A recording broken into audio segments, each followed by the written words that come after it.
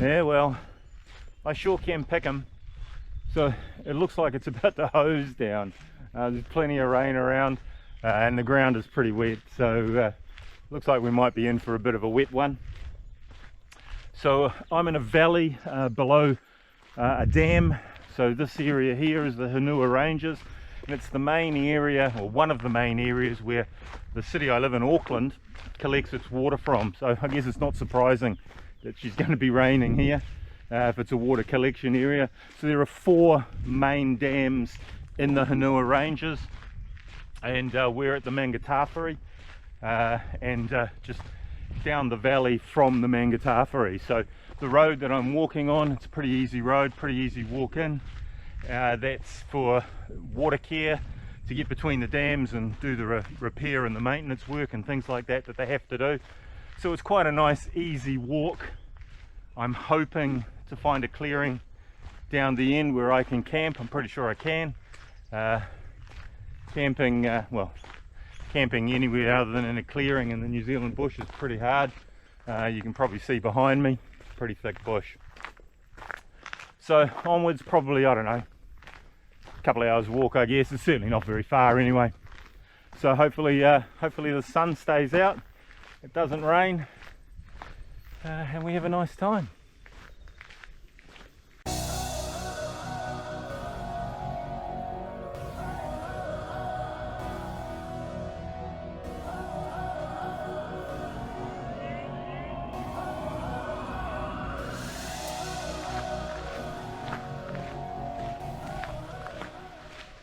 So this area is the home to the Kokako, which is a native New Zealand bird that's quite endangered. There's a breeding program and predator trapping and various other bits and pieces, so it's quite an extensive program.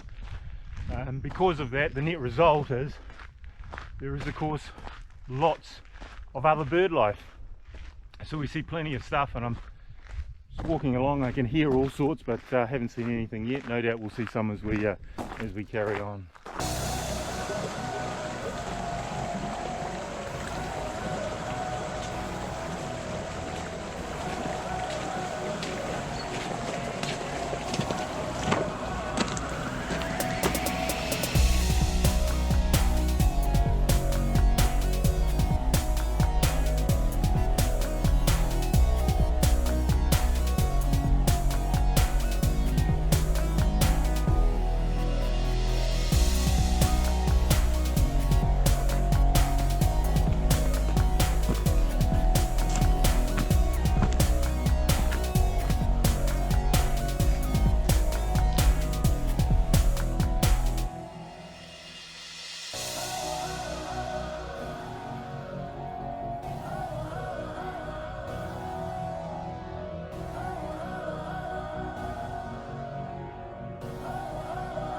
So I've arrived at the place where I'm going to camp. You're probably aware, New Zealand bush is pretty thick. I'll just show you what I mean. So if you can see this, but that's what the New Zealand bush looks like. So she's thick as, you'll never get a tent in there. No use even trying. So the good people at run the regional council. They make designated areas for camping, and this is one of them. So there's nothing here. All they've done is just mowed the area and given a bit of a trim, and they keep the trees back just so you got somewhere to pitch your tent, really.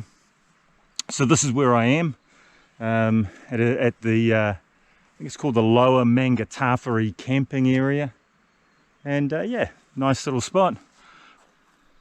So I'm using my trusty MacPack ultralight, or microlight I think it's called. I probably had this 25 years, so might have been light 25 years ago, but it certainly isn't now. But it's a great wee tent, and it looks after me really well. I've lost count of how many nights that I've had in it, so it's pretty good.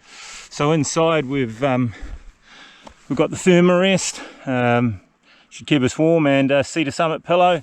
This is new for me. It's a quilt. I've not used a quilt before. It's enlightened equipment quilt. It's a very, very lightweight quilt.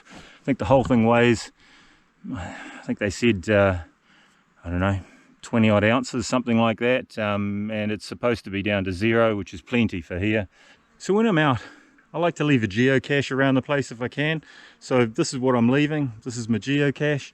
I'll leave the details, the GC number and all those other than the name and everything. You'll see those on the screen in a minute. So I'm leaving it here. Good luck on your first to find. Way to go. If you want to have a look and see where it's going, here it is. If not, close your eyes now.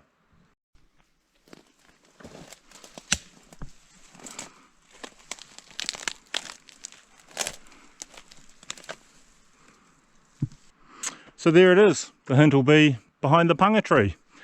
So what I'll do is I've got the GPS here. I'll mark this as a waypoint. I'll do a waypoint average. I'll leave it here for probably 5-10 minutes and let it average itself.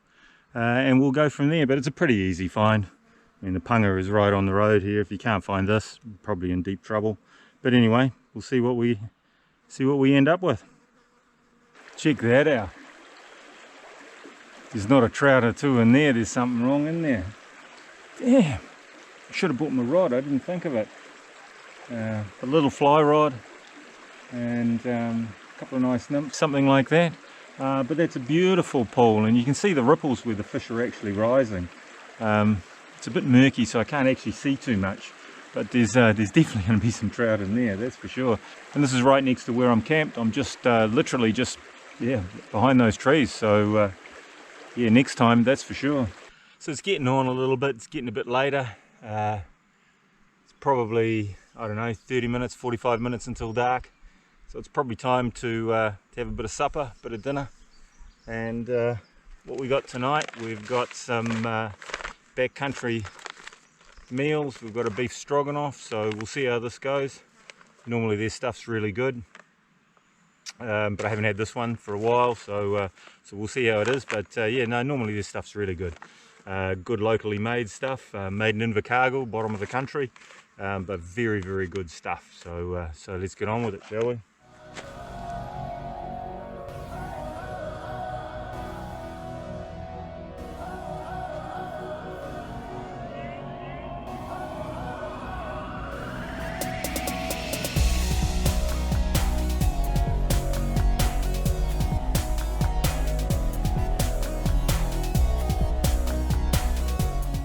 Let's have a look and see how this has come out. Certainly feels good. Bit of weight there. Oh yes.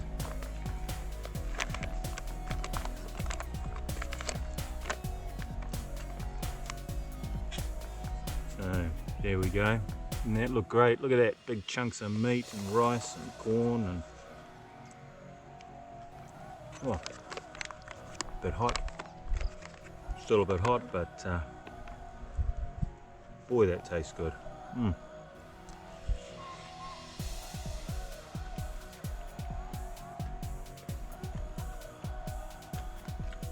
Mind you, after a few hours walking, most things are going to taste good. I think I'm tasting pretty good to these sandflies. They won't leave me alone. Bloody bastarding things that they are. Yeah, I know. White chicken legs. They're pretty ugly, aren't they? Yeah, well. Sandflies seem to like them though. Doing my bit for conservation, giving the sandflies something to eat. Got to be good.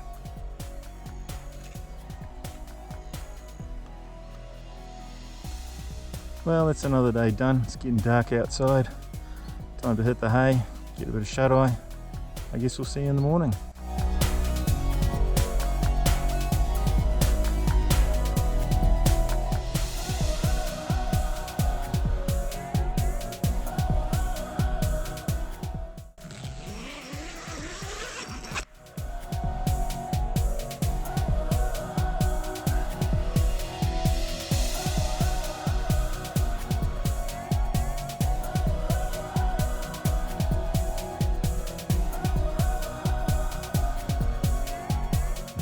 Yeah, okay.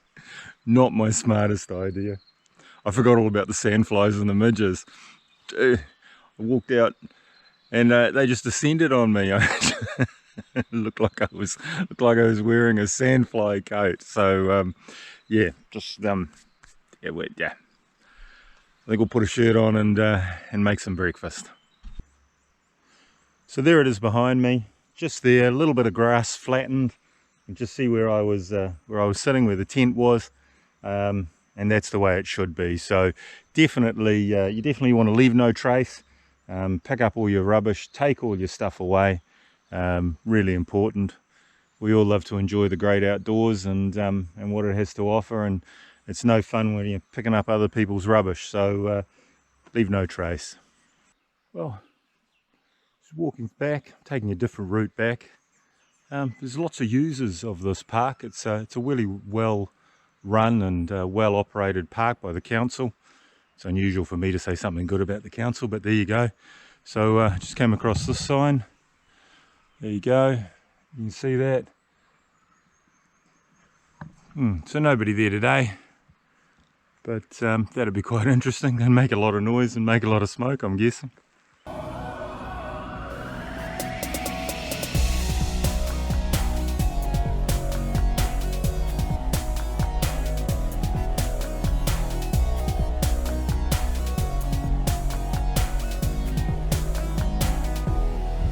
Well, we're nearly back to the car, just down here, around the corner. If you've watched this far, thanks very much, and I'm very impressed. It's a bit of a ramble of a video, isn't it? But anyway, thoroughly enjoyed myself overnight at the Lower Mangatawhiri Camping Area. So it's a great little spot. It's an easy walk along the access roads, etc. So thoroughly recommend it. So thanks again for watching.